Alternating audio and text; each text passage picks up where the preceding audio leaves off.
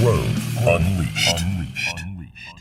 Hey, welcome to another edition of Grove Unleashed. I'm State Representative Seth Grove of the 196th District. Great to be with you. We're joined by Charlie. Good morning. And Anders.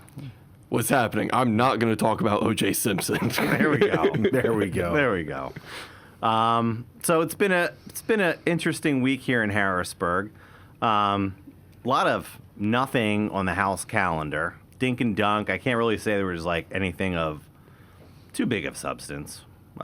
Just moving bills. Well, boring. The week before, they did pass House Bill 777, which would ban unserialized firearms because, you know, criminals, they like to follow the law when it comes to these things. So, of course, that's going to affect them. Right, and it's interesting. After the Supreme Court ruling that basically you can't regulate firearms past the inception of the Second Amendment, like all these things that Democrats want to do for gun control are now null and void. Magazine capacity, whole 9 yards. So it's really interesting that they continue to press this when the highest court in the land said a no. Yeah. A no. Well, I think it's also fascinating. They keep running these bills, which the Senate says have no chance of running. So what are we really doing here?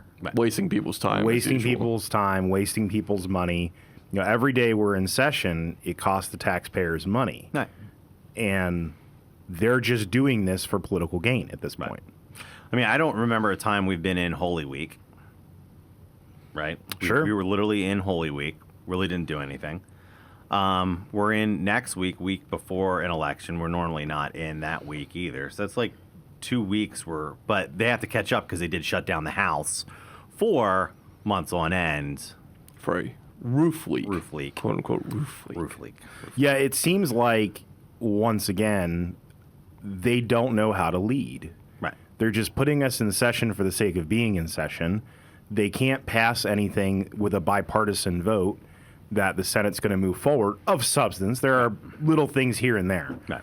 But what we're really looking for is things that are going to help the constituents of Pennsylvania, our citizens, and it's not there. Right. So it's just odd, you know. And we're done early. I mean, we're done at like 2:30. I think every day this week. We were in session and out of session on Monday before the solar eclipse. Right. Wow. Right. In and out. Boom. Done. We had like 5 bills. So we'll see. We'll see if things pick up, I guess. I haven't seen committees really move stuff, meeting. So we'll see. We'll see what next week brings. I'm not really holding my breath. You know, we got budgets to do.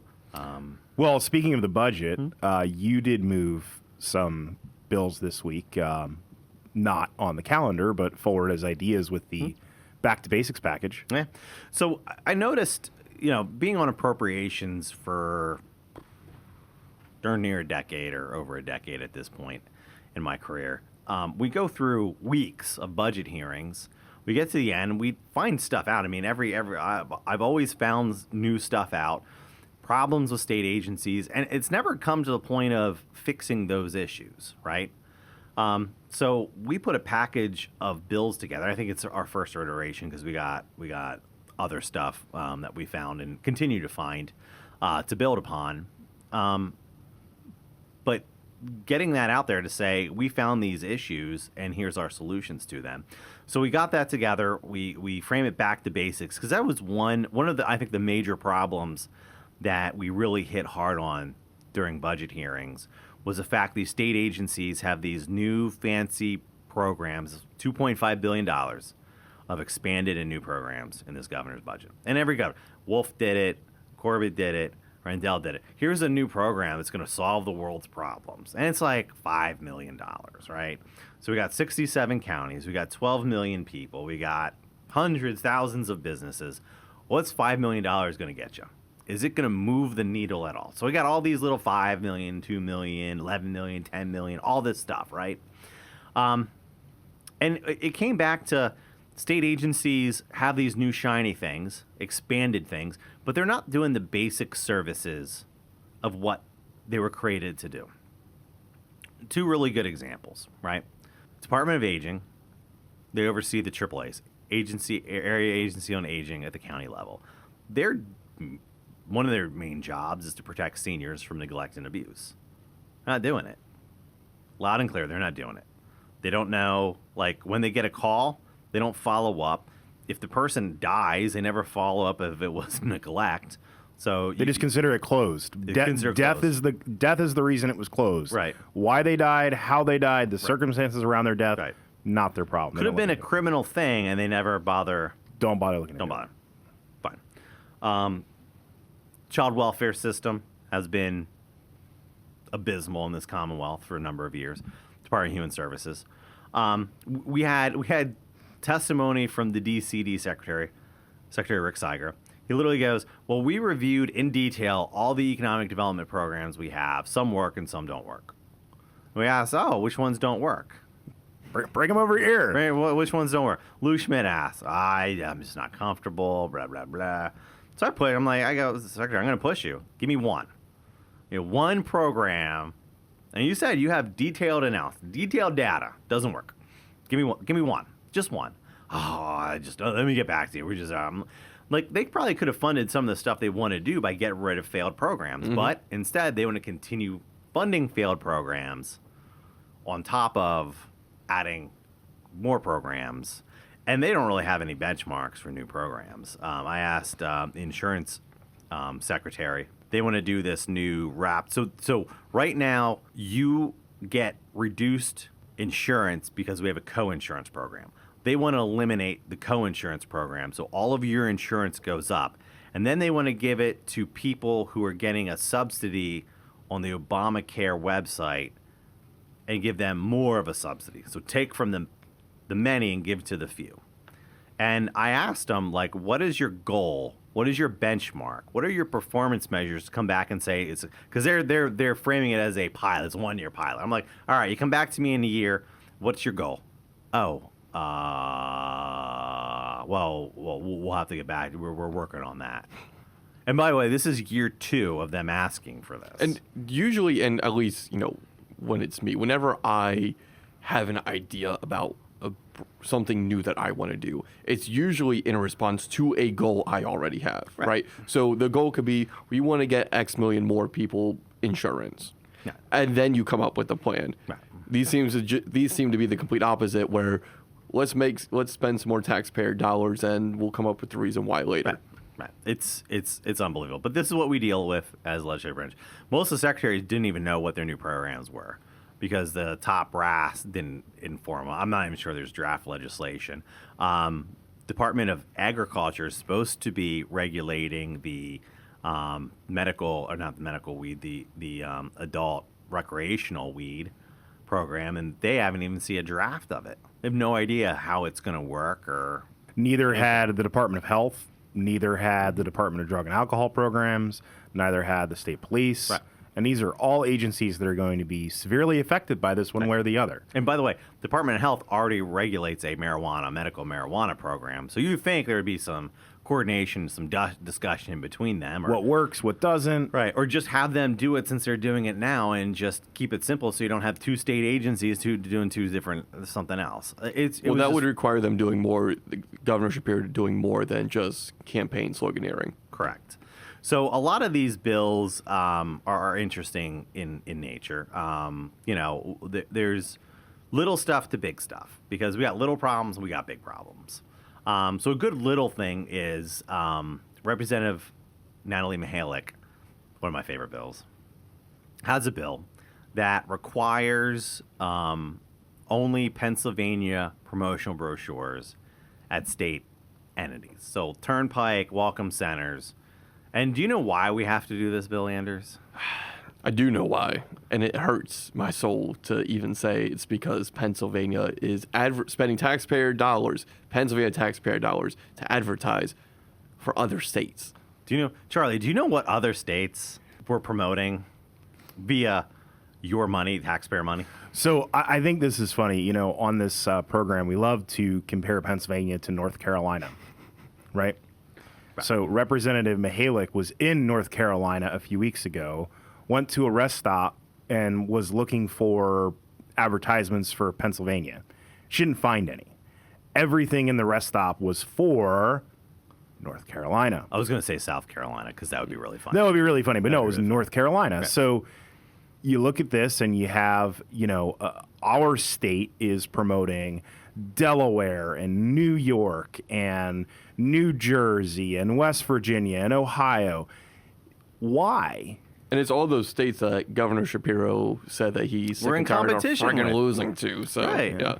And not to go too far afield here, but yesterday we did get a little shout out in Governor Mike DeWine's State of the State, where he touted the fact that Pennsylvania is tired of losing to friggin' Ohio. Right. So, and he doesn't intend on letting us win anytime soon. So the entity that does this is actually a Lancaster-based company. They currently have a contract over $1 million. We're paying them to promote Pennsylvania stuff. They're piggybacking off that contract, probably charging other states to promote their stuff in our state. We're not getting a cut of it. And that contract went up, what was it, like $400,000 just a few years? They got a huge increase to do this. Plus, we have local promotional entities paying this organization to promote their stuff. York County, our York Expo is paying them. Lancaster, Gettysburg. So all these local entities are paying in on this too. And they're literally promoting entities that are outside our state and in competition with us. It's insane. I think it's important to know, too, even if this wasn't costing a dime, it's still wrong. Right. Why in the world are we allowing promotion of other states in our state facilities? Right. I don't know any other state that actually does that. I know a member stopped in New York, and it was just New York stuff. But your taxpayer money is going to fund other states' promotion. Congratulations, Pennsylvania. So that's a little thing. Some big things. Lou Schmidt has a 2-bill package to fix the issues with Department of Aging and then not following up on protective services. Ann Flood has another bill that does that. So, requiring them to post area agings that are not up to the standards, as well as the corrective plans. And then he has one. Which we shouldn't need to do. Like a lot of this stuff, we actually shouldn't need to do. We shouldn't need to tell the Department of Aging, hey, tell us the public which area agencies on aging are non-compliant. Right. That should just be public information. Right. And they shouldn't be hiding this. And then he's got another bill to require the Department of Aging to actually talk to coroners and look at death certificates so they can figure out why someone died under protective custody or who called in for a complaint. One of my favorite ones right here: require all state agencies to notify and reflect federal and state audits in their budget materials. You want to tell us a little bit about why that ended up having to become a bill? So federal audits take a little while to get done. Yeah. And usually it's on past years. So it's coming. Two, it's some prior years they look at, and they pull stuff. So we go through budget hearings, and there's no mention of anything. There's no notation in documents. There's nothing like that. So as soon as budget hearings are done, we find this U.S. government, U.S.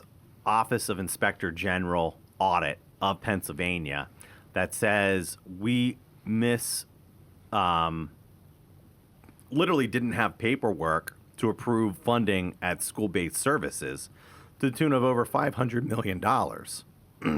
And the report says you definitely owe us $189 million, and the other $300 odd some million dollars, we're still going through.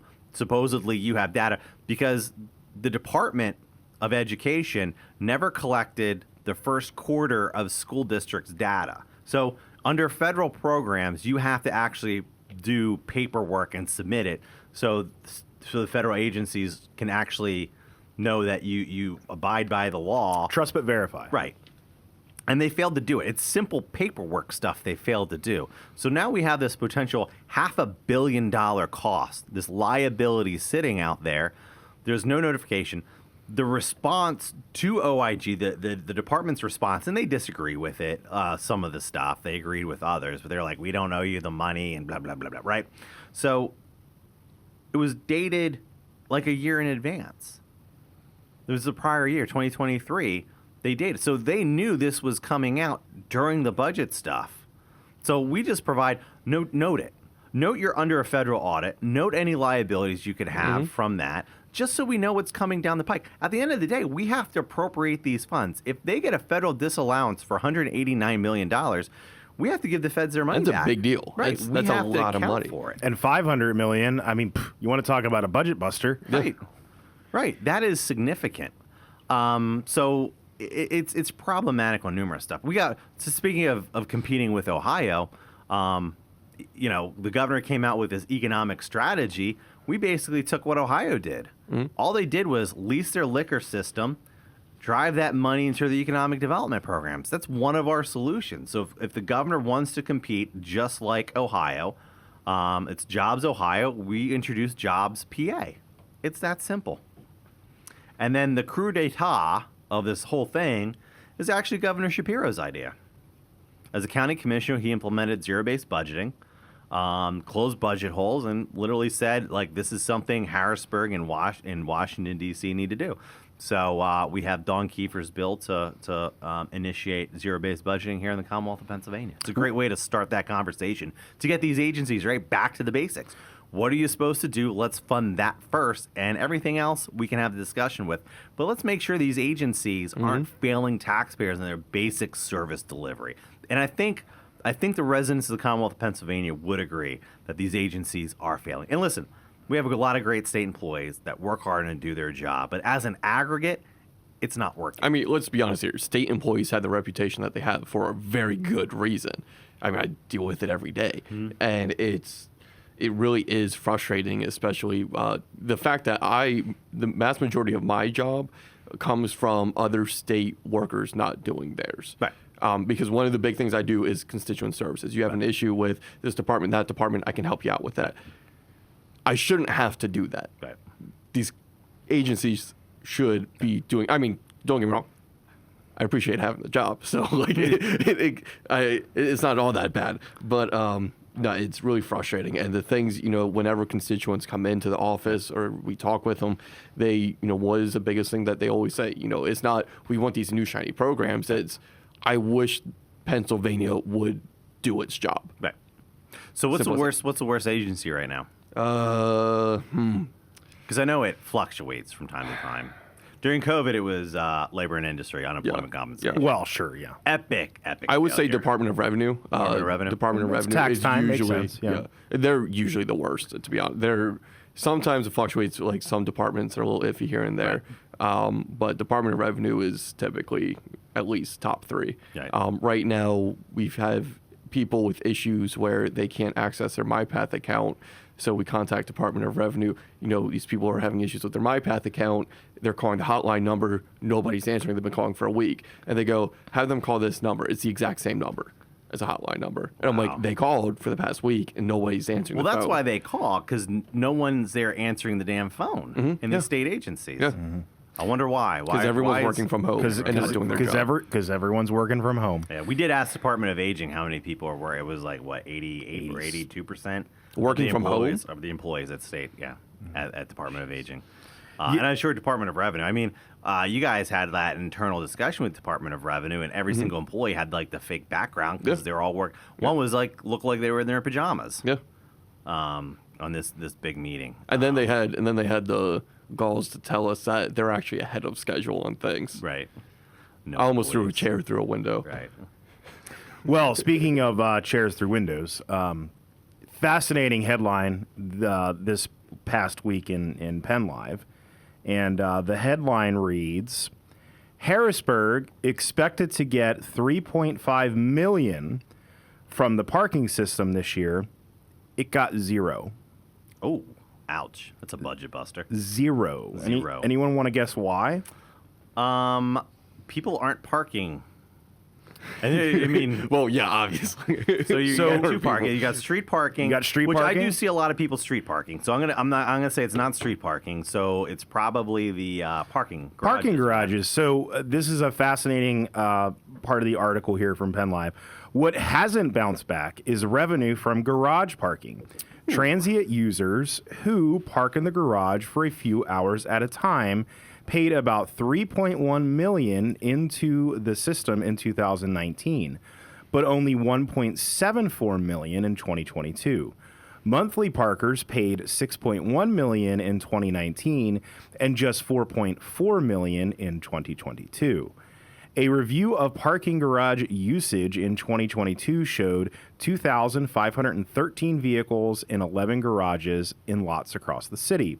That was down from 6,006 vehicles in 2018, according to this 2023 analysis by CDM Smith. I don't want to know what we paid that company to do this analysis. Right. We've had some bad experiences with that in the past, but just to put this in a perspective, the garages were operating at about 78% capacity in 2018, but that declined to 30% in 2021 and up slightly to 33% in 2022. Wow. So people aren't using the parking garages. And one thing I will say, too, aside from the fact that it's because everyone's working from home, it does kind of make sense, too, because why would I pay $30 to park in a parking garage for a couple of hours that's like a quarter mile away from the Capitol compared to parking on State Street for $12 for 3 hours? I mean, it's... No. Yeah, it's an interesting question. But and yeah, it's monthly parkers, Yeah. right? It's workers, Yeah. because we don't have state employees working. I mean, the Shapiro administration is doing hoteling, at state offices, which is getting rid of an individual desk and creating these like shared Hot office spaces where you can come in and like work, I guess, once a month or whatever. And I know. Like Sherelle Parker, the new mayor of Philly, she brought all of her city employees back, and she's demanding businesses bring their employees back because it's killing their downtown and their economies. And I think there's a real look at productivity. I think productivity did spike. I think businesses and governments should start looking at their actual productivity of these and have a real combine. I mean, we have some telework options here in the General Assembly, but you got to be here. Like, we have offices. People want to talk to somebody, and I think that's why they like talking to our district offices, because they get an actual human being. I think you get that a lot, right? I mean, oh my the amount God, of someone times actually that- opened the phone, or answered the phone, right? The amount of times somebody calls and is like, I didn't expect to get anybody. I'm like, yeah, no, we're not the IRS. So, Right. And, Yeah. a lot of people forget, too, that, we were one of the only district offices open during COVID, like the House Republican Caucus. Yeah. Like, we have never closed. Right. We're there. We're Yep. there to help. We're the Like a government. good We're here to neighbor, help. Seth Grove is there. Right. Yeah, and it just goes to show you. You look at parking garages, you look at mass transit usage, you look at a lot of different factors, the revenues of businesses that are downtown. The workforce isn't coming into work. So we can either address this one of two ways. We either get people in the office, or we start adjusting our economic expectations appropriately. Yeah. But for a city like Harrisburg, which relies on parking revenue and also parking tickets, Right. that's another part of the issue too. And the funny thing is, they're actually behind schedule on raising the rates. The rates should have been raised by now. But obviously the pandemic put a little bit of a damper on that, so the rates didn't raise when they should have. But I mean, if you were to again raise the rates in Harrisburg, I cannot imagine the impact that would have on businesses. I mean, it's absolutely going to hurt them. So, I mean, the rates are already crazy as is. right. And everything's open. So it's not like there's, the demand for it is super high. I do It's like- not think that the businesses could survive another increase. So what are they going to do? I mean, they've got to find revenue somewhere. So, look out. Okay. So one thing is back to pre-pandemic levels. So I had 3 tours up here from Paradise Elementary. Shout out to Paradise, Spring Grove School District. Great kids. But I was talking to one of the tour guides, and they there's one tour guide. Actually, it's his first day on the job. I was there. He gave the first tour to one of my groups coming up. So it was kind of cool. And his 1-year anniversary is coming up, so we were discussing it. And he was like, we were talking with a couple other tour guides, and like this week was busy with groups coming up. and one of them quipped, like he was like, I never saw that many people, and that was the state capitol prior to COVID. Like on session days, particularly heading into June and budget, rallies, people everywhere. Like it Felt normal. It felt back to that level. This place is like a ghost town sometimes, and it's insane. It was like, you guys are paying electric for this entire building with 5 people here. Right. It's, Well, part of the problem is the Democrats do, like, if there's no session, all their employees, even their Harrisburg offices are like closed. I don't know how they do phones and they shut it down. But it was unique to hear them say, like, this is all the rallies, all the people, tough to move between offices through the Capitol Rotunda. Like, it's back to that pre-pandemic level. So it's interesting. I quipped, like, COVID was kind of nice because no one was in the Capitol. Like driving up here was great. There was any people on the road. It was kind of nice, but it's good to see it getting back and people coming back to their capital and that kind of stuff. So I thought that was unique. Like they're like, we're back. All these rallies and citizen lobbyists coming up to talk to their legislators and stuff. So it's kind of neat. And whether you agree with the message or not, whether you can stand hearing all of the yelling and screaming or not, it's an important part of democracy. I mean, I was going through the East Wing Rotunda the other day, and I saw the Convention of States and Fair District, PA. Both of them had tables in the East Wing Rotunda. Polar opposites. They were about 12 feet away. You've got one group, Convention of States is a very conservative-oriented organization. Fair Districts, PA is a very liberal organization. Aren't they just an offshoot of the Democratic Party? Pretty much. no, yeah. they're bipartisan. They're bipartisan. Yeah, so's the League of Women Voters. Yeah, They're exactly. bipartisan too, right? So we're bipartisan. So we're fair because I know they want fair rules. Were they up here talking about how unfair the House Democrat rules are? That they adopted in the House? They were actually talking about how unfair our education system is. Well, yeah, it's because they only care when Republicans are in power. Wait.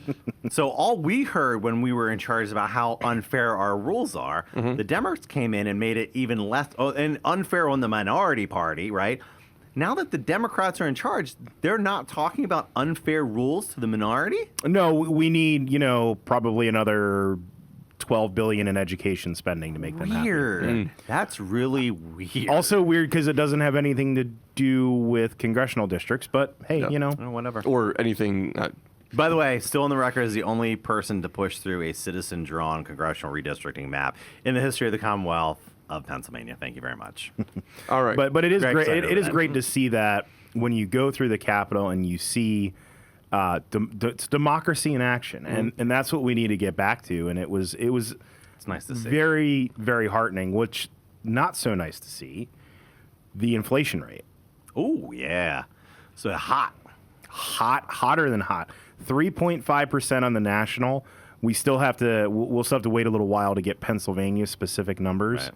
but 3.5% nationally, 3.8% on the core. stock market took a hit. Stock market took a hit. We were talking about, well, how many rate decreases are we going to see from the Fed this year? Now we're talking about, will they decrease the rates? Right. It's going to be interesting because Biden literally said yesterday after this inflation report came out, oh, yeah, they're going to do a rate decrease. So the President of the United States is instructing the Fed, the Federal Reserve, who's supposed to be this independent board, inflation is increasing. So if you cut rates, it's going to spur the economic growth, so inflation's going to go up.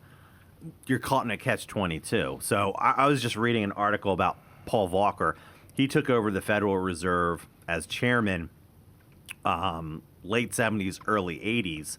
Learned some lessons, but basically countered inflation by keeping interest rates high, like at 20% level, until inflation was completely DOA.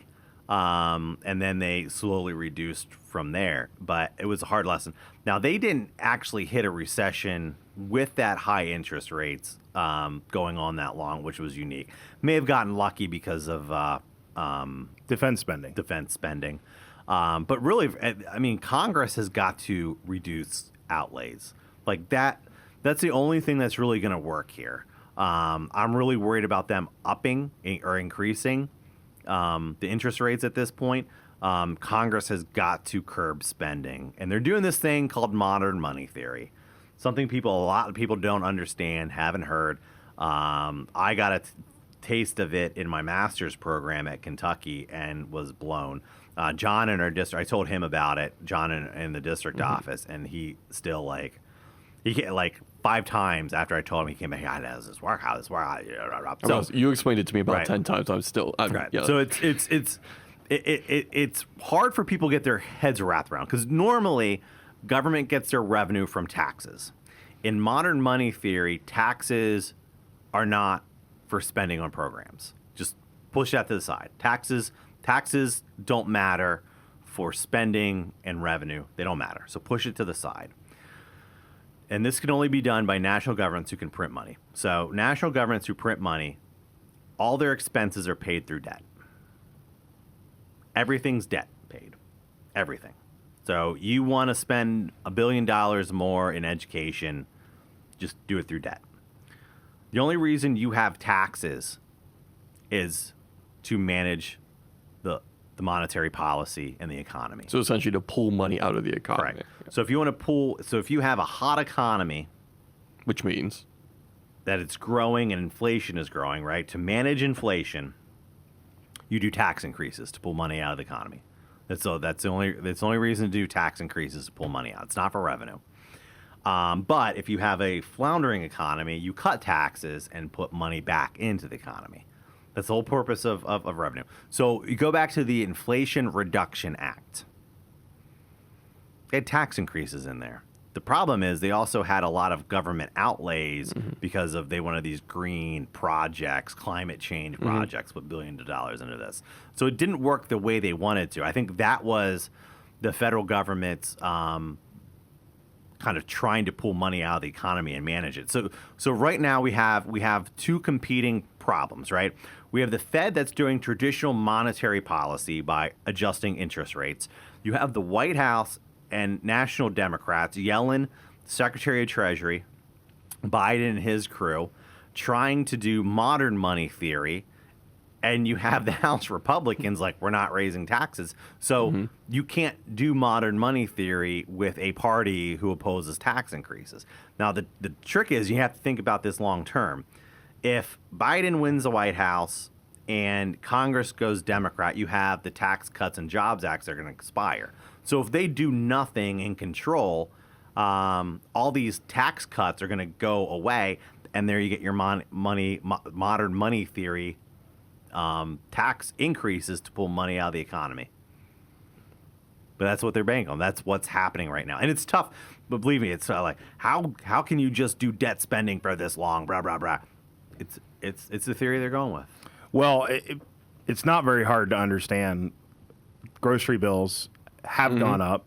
They continue to go up. Everything that you buy is more expensive than it was 4 or 5 years ago. And people are feeling that. Right.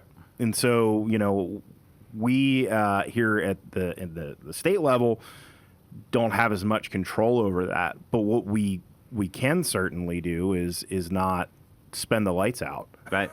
I mean, it's managing, right? Making sure we're not overspending where we have to take more from citizens. Make sure we manage within our means.